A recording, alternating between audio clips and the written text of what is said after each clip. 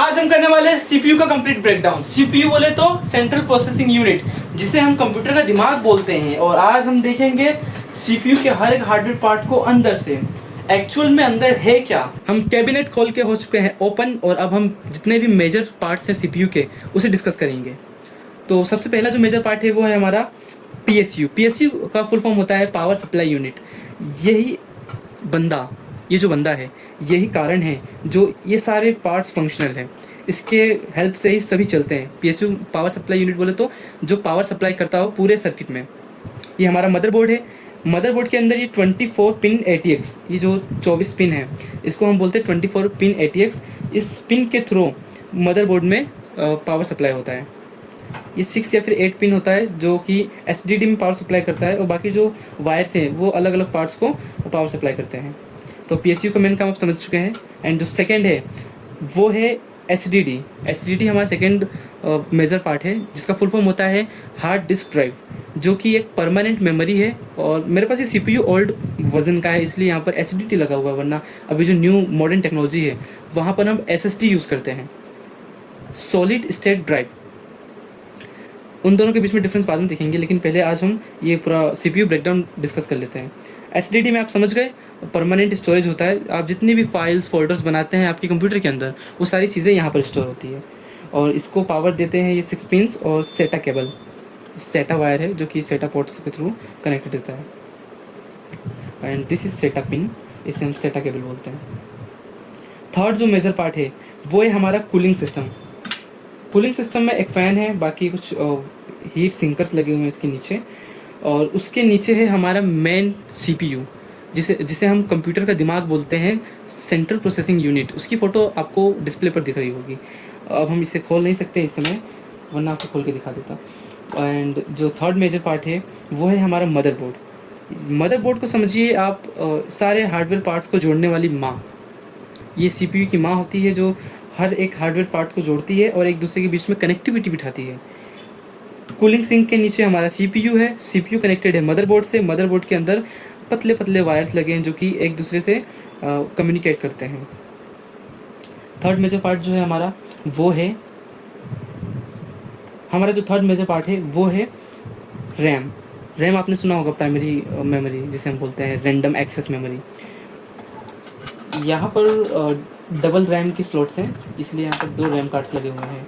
इसे हम क्लिप्स को ओपन करके रैम बाहर भी निकाल सकते हैं। So this is your RAM.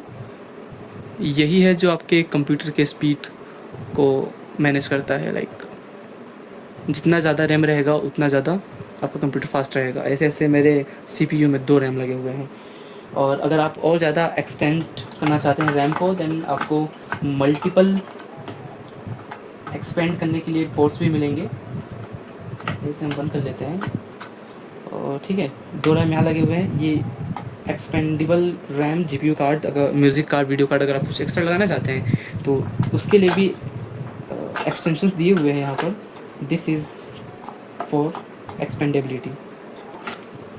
उसके बाद हमारे पास इस कोने में आता है VRM। ये जो ब्लैक वायर है इसके नीचे हमारे पास VRM है। VRM का फुल फॉर्म होता है voltage regulator module.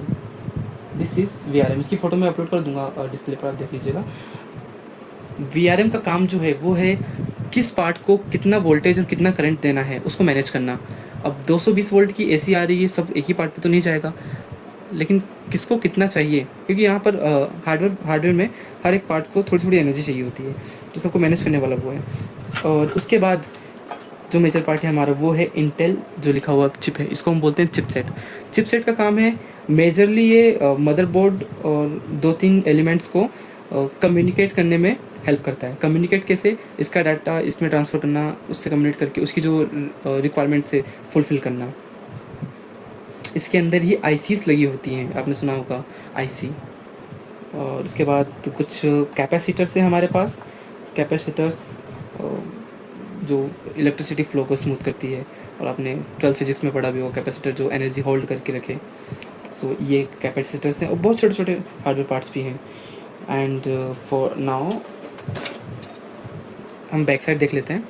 Back side में मल्टीपल पोर्ट्स लगे हुए हैं यहाँ पर।